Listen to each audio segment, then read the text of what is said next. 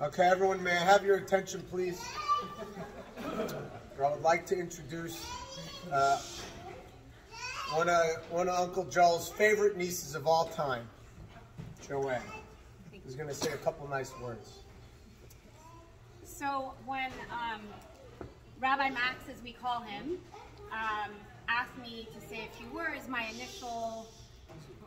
the initial response I had was, who did you ask first?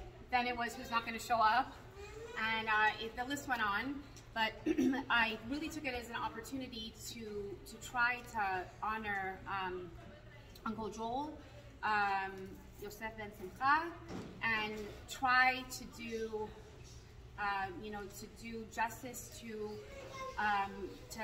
elevating his soul in this time period. And I really, it's a very, very serious thing that we're doing today on the Shloshim, which is 30 days since his passing, which also seems very surreal because it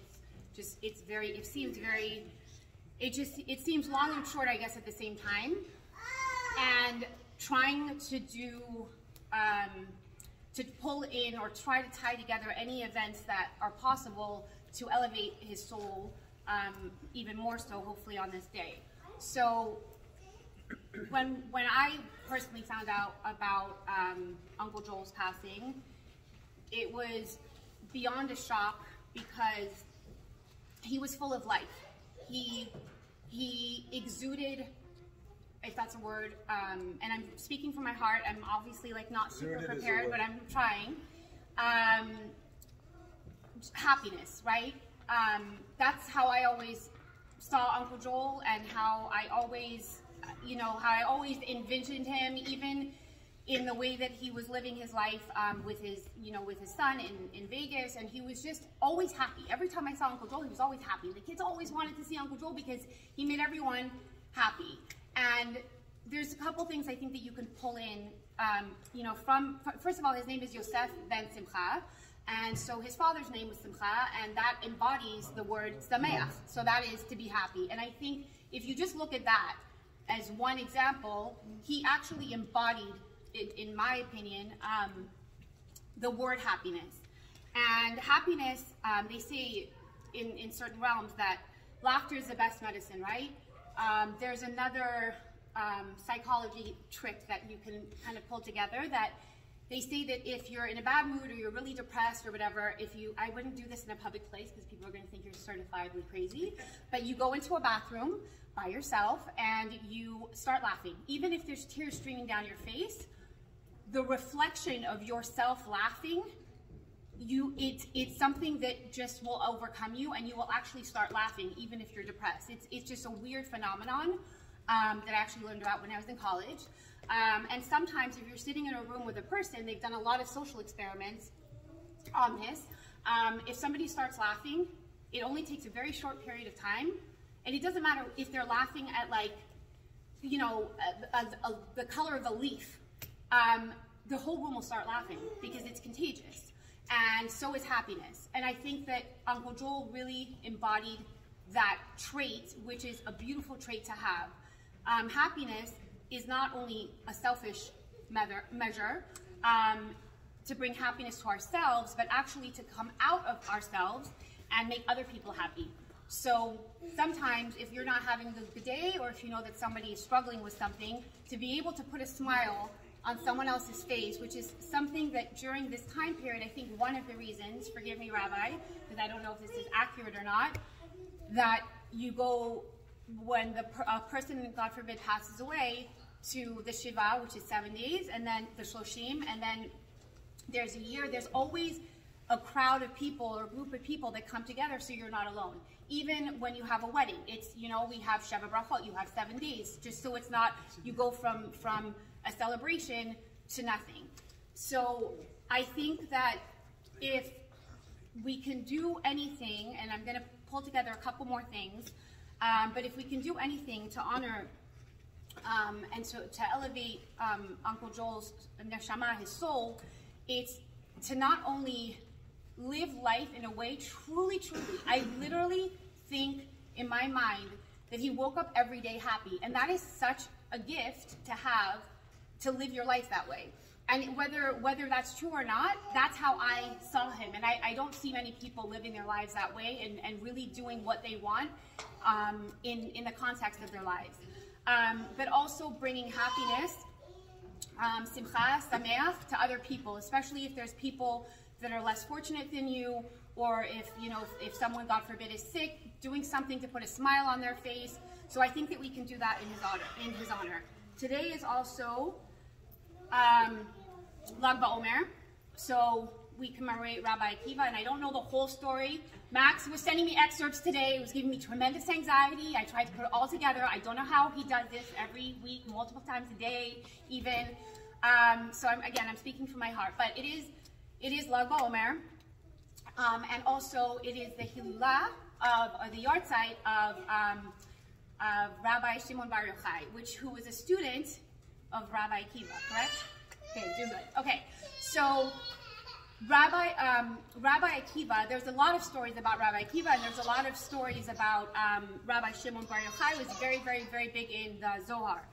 And Rabbi Akiva, he was known, he married a woman named Rachel, who was a princess or a queen, and she gave up all of her rights in the palace to marry him. And so they went, I don't know, they were like shunned from the community, and they went to like live somewhere where they had no money, and they were very, very poor. And there's a story that Rabbi Akiva said to her one day, why, I'm used to living in squalor, but you chose to live with me, why? And she said, I'm fine living not in the palace and living in squalor, because you promised me that you were going to be a great sage. So he was like, okay, I may have said that, that's my cue to stop, thank you, Max. So it's fine. So he said, but I'm 40 years old and I know nothing. And he is one of the greatest scholars of our time, in Judaism. So he started learning and became one of the greatest scholars. And Max can give more information on this. At the age of 40 years old. And there's so many lessons that can be taken from the fact that he was 40 and that's when he started. And he wrote books, and we follow him in so many different ways. And so it kind of gives you this thought in your mind of it being Lag BaOmer today. When is it too late to start something? And this brings me back to Uncle Joel. So Uncle Joel, one of the first things I heard about him, when he was in the hospital, is that it was right before Passover, and a lot of things that you wouldn't know happened behind the scenes. He was actually, in the past couple of years, I think he became more religious or more observant, and the beauty of the observance that he had is that it was very quiet and it was in his own way. So he contacted a rabbi in Las Vegas and asked for matzah, like a shmora matzah, even though he was coming to Los Angeles. And that rabbi from Chabad, which really touched me, this story, actually went to the hospital, gave him the box of matzah, and said this should be, as a segula, in the merit of your refuah shlema. Most people wouldn't know that story. I wouldn't even know that story about him because he was very quiet in ordering this shmura matzah to bring to Los Angeles, unless he was in the hospital, unless the rabbi told the story. So I told Max, and Max said, I can up you on that one. So I said, okay, tell me more stories. So I said, why are you sending me all these texts about haircuts? What is this haircut shenanigans? Because they had a very, very close relationship. So he said, let me tell you a story, Joanna. So during COVID, when Uncle Joel was living here, he would get haircuts. And he would have to come to me for haircuts. And it would, be frequent. So he would book an appointment with Max. So he says one day to Max, I need a number, like the lower number, the number 2. And so Max started laughing like a little bit, and he was a little bald. And he said, I can't go lower than the number 2 because then I'm gonna cut off your sideburns, your peyot, like your payas. He's like, I can't. So then Uncle Joel figures, like, this is my barber. And he goes, all right, for the next year, we're just gonna keep it at number 2. And so he kept his payas. I don't know if he ever cut them off or what happened after, but Max said he would come and he would get the number 2 every single time, and he got a mitzvah for that every single time that he did it, because he didn't shave his hair or cut his hair to this line. there's another small part, and then I'll end, to speak to the reasons that we light a candle to memorialize a person. So tonight until tomorrow, this Rabbi Shimon Bar Yochai, they say to light a candle. It's a very auspicious time to light a candle in this rabbi's name, and then pray for anything you want. Now, I'm like the queen of wanting to light candles for any rabbi, for any person that can, to bring good into the world. I'm like, let me light a candle. I'm always lighting candles for people. And so one day I asked a rabbi, why do we light the candle? He's like, you're lighting candles for all these years and you don't know why you're lighting them? And I was like, well, I just figured it's like it does something good. So he said, the only way to connect the physical to the spiritual, right? You're not praying to the rabbi. You're praying in their merit. So they are these big rabbis or these big people that are in heaven looking down on us. We're saying in your merit, in all of the things that you did good in your life, we are asking on this day of your memory, if you can please illuminate the world and answer our tefillot. So tonight, till tomorrow night, you can light a candle. I'm not sure about Uncle Joel, but I definitely know that you can light one for Rabbi Shimon Bar Yochai. And you'd never say, I'm asking the rabbi, I'm asking this rabbi, because we don't believe in that. We say, we light the candle in the memory and the merit of this person, of this rabbi, and as it's illuminated, it's almost as if their soul is on this earth with us. So I think that we do the same thing, correct me if I'm wrong, Max, when we light a candle for a person who has passed away, they're actually in our homes. They're around us, and that's how we connect the physical to the spiritual, because it's tangible. It brings a connection somehow. So Max said to tie it all together in the end. I don't know if I can actually do that, but the way that I see it is that any mitzvah and anything that you do that you say that it's become commonplace in our home to say, we're doing this, we're saying a bracha, we're doing a kind act, we're listening to our parents the first time, not the 50th time. Anything that we do since Uncle Joel has passed away, we say this is for, in the memory of Yosef ben Simcha, to elevate his soul in heaven, because every time we do a mitzvah in his name, he actually goes up in the rankings, and hopefully he's so far up there that he doesn't really need the extras anymore, but we keep doing it. So any act of kindness, especially for Uncle Joel, because he embodied happiness and kindness, and making other people smile, if you can say it in his name, I think that it would really, benefit his neshama to have an aliyah. And I don't know, Max, I don't know if you want to pull it all together, but I tried, and I'm being cut off now. So thank you very much for listening, and really, we miss you, Uncle Joel, so much.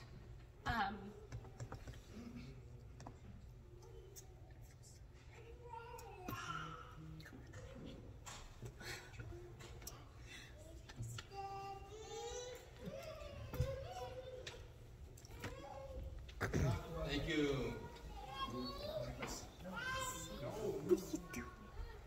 Who is this for?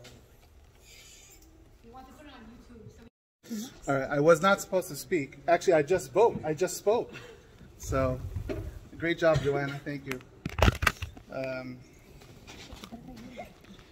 Every conversation Joanna said we had today actually did not happen, just so you know.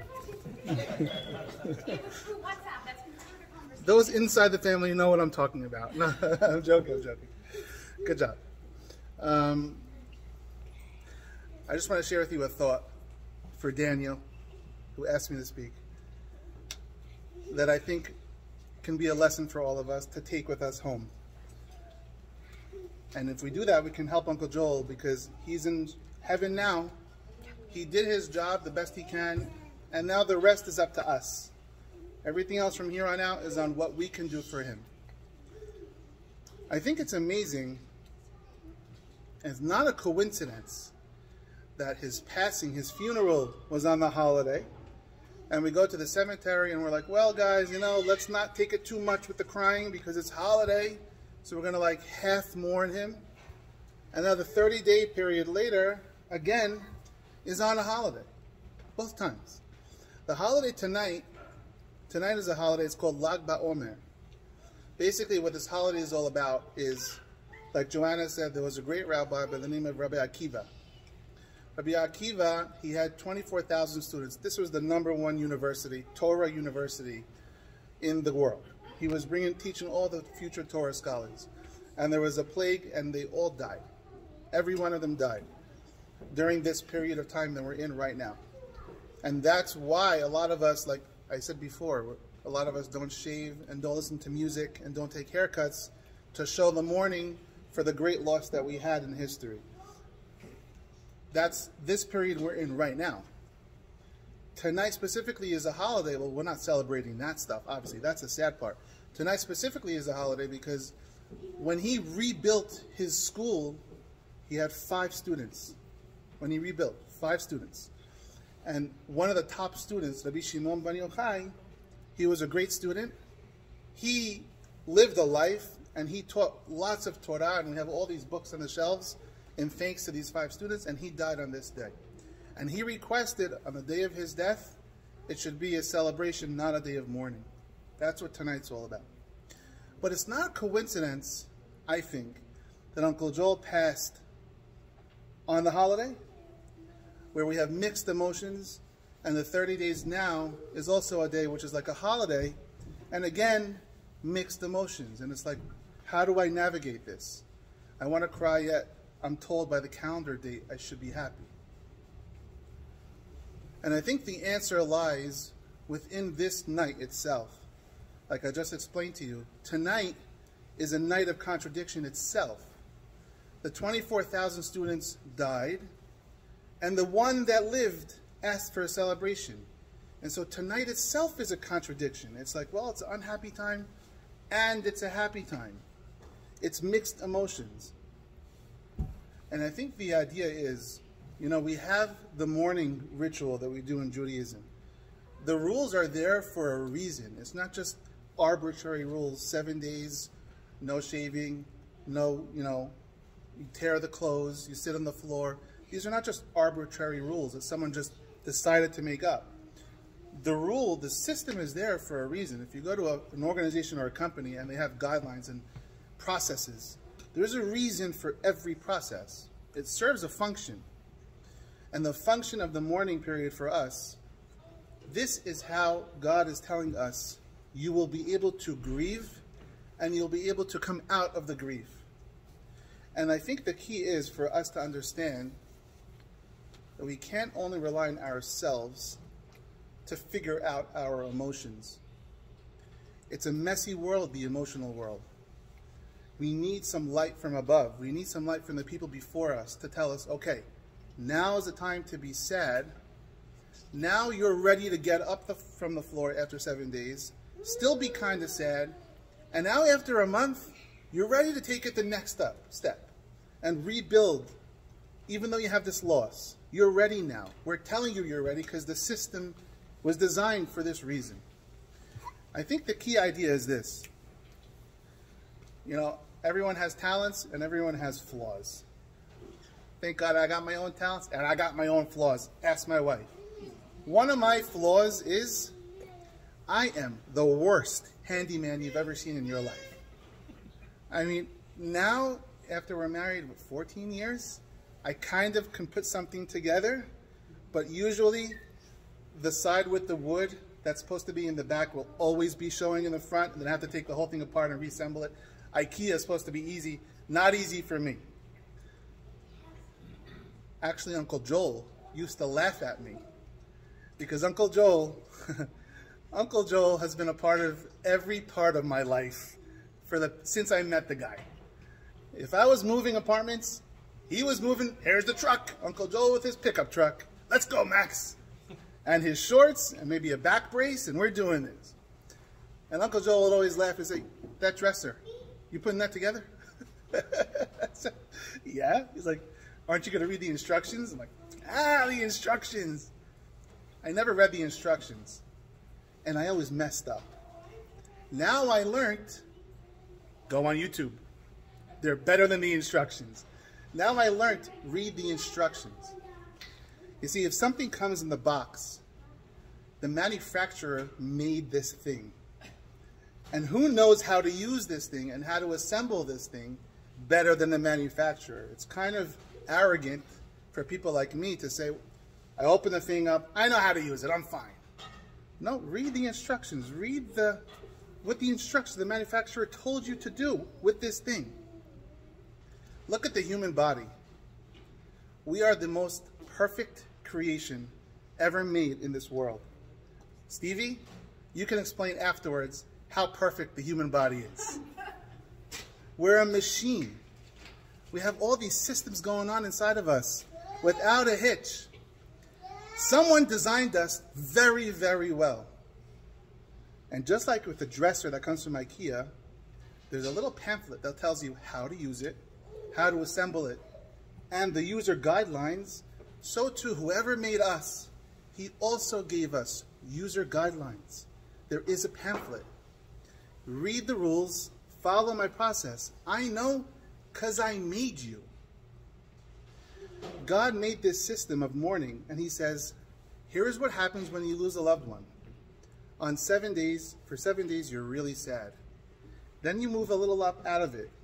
30 days, you move a little more out of it. How do you know it works? I made you. I made the human mind. I made the emotion inside of you. All we gotta do is follow the system and it will work. When it comes to the calendar days that I was referencing, like tonight, or Uncle Joel passing on a holiday, where God says, okay, if someone passes on a holiday, you can obviously do the funeral and you can be sad. Don't go too sad because it's a holiday. That means he expects us to channel our emotions. Not that it's our job to just say, however I feel is how I feel. We got to use our intellect to say, no, it's a time to be a little happy today. And we can be in charge of our emotions if we focus.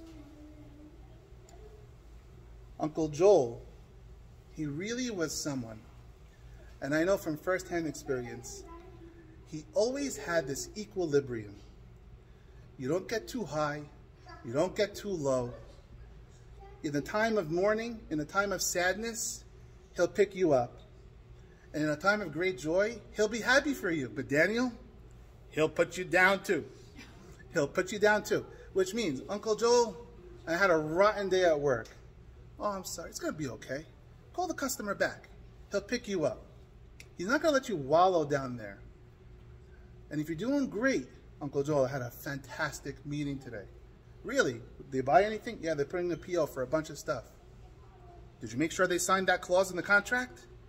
Because if you don't, you can get really hurt from that. That's his experience talking. He always made sure to keep it even. Pleasant, not too high, not too low. Equilibrium. He knew how to guide emotions in his own life, and he really helped me out personally in my life as well. We were really, really, really close. Practically like roommates. And I used him a lot for advice because he was a fantastic person to ask advice to. You want advice in life? Uncle Joel was your guy. He really was. He just knew how to do stuff. He knew the business world. He knew people. He can read a face like nobody else. It's true. And I'll miss that. And I feel like I lost almost like a fatherly figure because he was always there. He was always there. But the point is, we have to follow the guidelines from the manufacturer of our bodies. That's what we can do to help Uncle Joel right now. What does he want us to do? He wants us to do the service of God for him. One idea.